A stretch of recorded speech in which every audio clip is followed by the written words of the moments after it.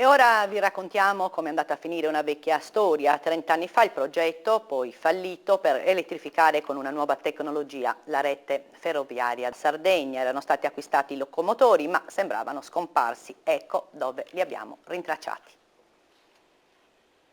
È un po' come se un'intera serie di automobili di prestigio passasse dalla catena di montaggio alla rottamazione senza passare per l'autosalone, senza essere venduta e utilizzata.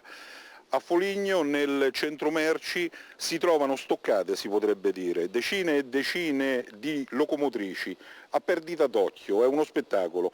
Le hanno realizzate alcune decine di anni fa due dei colossi del sistema industriale ferroviario italiano, la Fiat Ferroviaria di Savigliano e l'Ansaldo Trasporti. Locomotrici a corrente alternata destinate alla Sardegna, non sono mai entrate in funzione e adesso sono qui ad invecchiare, inutilizzate.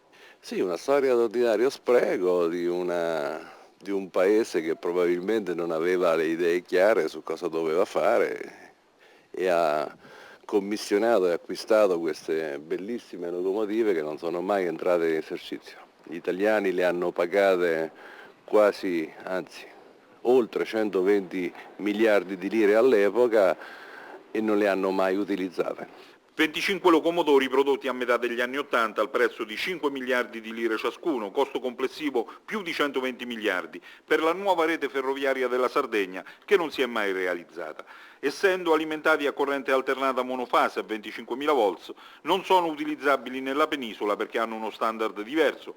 Si è tentato di venderli in Francia e in Jugoslavia, senza esito. Ora si è aperto, si fa per dire, uno spiraglio, ma a prezzi di liquidazione. C'è una società che sembrerebbe le abbia acquistate per un valore riportato in lire contro i 120 pagate di circa 13 miliardi, probabilmente per una riqualificazione e un utilizzo in un paese straniero, si parla della Serbia, ma questo è una vendita effettuata 2 anni e mezzo fa e le locomotive, come vedete, sono ancora qui.